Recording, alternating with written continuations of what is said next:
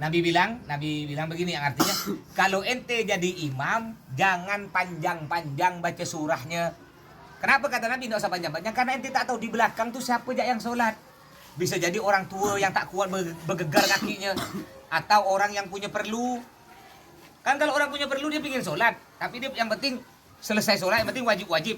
Lalu imamnya terlalu panjang, ujung-ujungnya tambah tidak khusyuk, sedangkan dia terkejar waktu. Atau orang nak berak, kan gimana orang sholat? Imamnya panjang, baca surah Ar-Rahman. Nak berak, gimana kira-kira?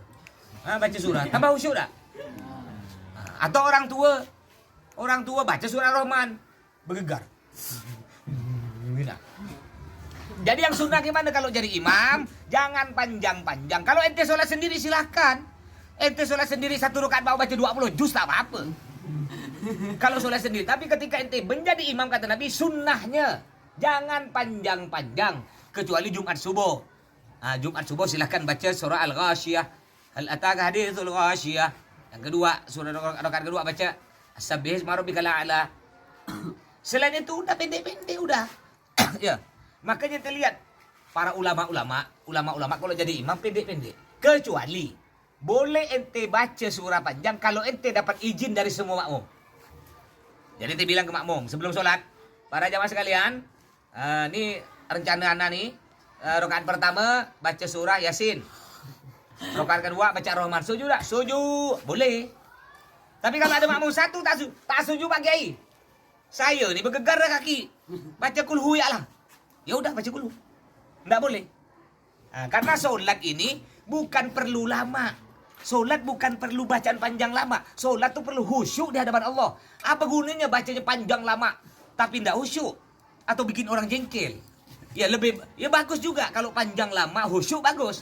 Tapi kalau udah panjang, udahlah bacanya panjang salah-salah gitu. Pede, udah suara jelek, mending suara jelek. Kalau di Mekah Masya Allah beda. Kalau di Mekah Madinah baca panjang boleh. Kenapa? Tak perlu izin. Di Mekah, masjid dalam Masjid Nabawi Madinah tidak perlu izin. Kenapa? Karena semua orang datang ke situ memang mau sholat dah, mau ibadah, bahkan senang. Kalau di Mekah, di Madinah tambah panjang, tambah senang. Karena kenapa? Memang niatnya untuk sholat, ibadah nikmat, dan yang baca pun cantik.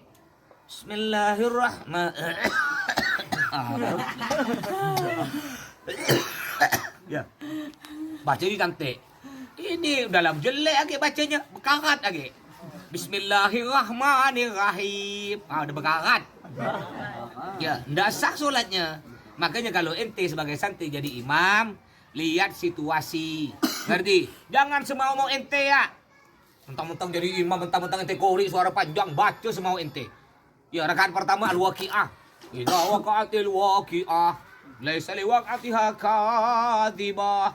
Baca Fatihah ya belagu. Bismillahirrahmanirrahim.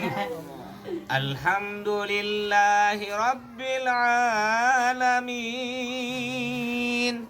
Oh, kata inti nyaman suaraku. Kata Pak Bom, nyaman kok. Sujam kan kau ya. Aku udah bergegar kaki dah. Mana pinggang sakit lagi. Lama ke sholat. Paham? Jadi sunnahnya kata Nabi, kalau ente jadi imam jangan lama-lama, baca surah jangan panjang-panjang. Paham? Begitu pula ketika baca apa? Baca zikir-zikir salat, subhana rabbiyal azimi 3 kali udah. Ente jadi imam, jangan semau ente baca sampai 21 kali. Pelan lagi. Subhana rabbiyal azimi wa bihamdi. Subhana rabbiyal azimi wa bihamdi. Lama amat. Kalau ente sholat sendiri silahkan. Ente mau baca subhana rabbiyal azimi wa bihamdi sampai 1 miliar enggak apa. Ente sholat sendiri. Tapi kalau jadi imam, sunnahnya kata Nabi jangan panjang-panjang, jangan lama-lama. Karena apa kata Nabi? Ente tak tahu di belakang yang sholat siapa. Ada orang tua, ada budak kecil, ada orang punya perlu. Ya, keburu dan macam-macam selainnya. Paham? Itu gunanya belajar agama. Kalau enggak tahu jangan malu. Apa kata Nabi? La haya afiddin. Enggak usah malu dalam urusan agama.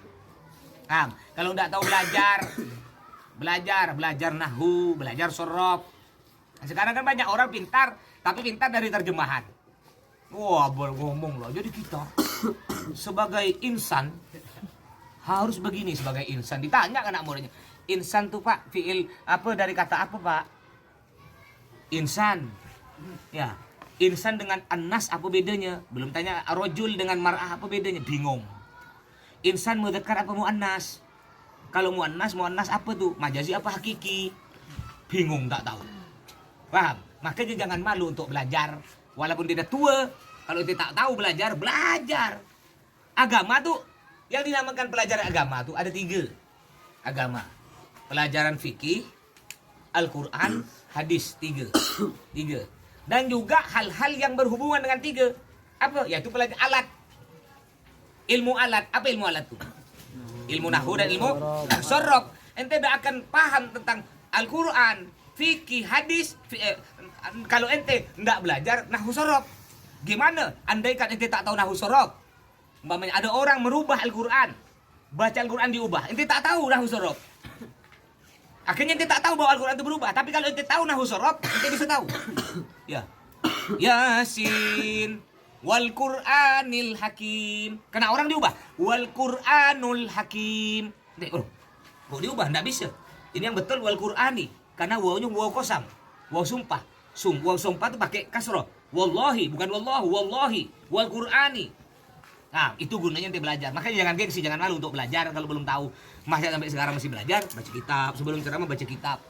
Ya, karena kita tambah ilmu tambah lama kita pelajari tambah kita haus. Ya, wa fawqa kulli dzi ilmin alim. Kata Allah, di atas orang alim ada lagi yang alim. Artinya di atas langit masih ada langit. Ah, las. Suara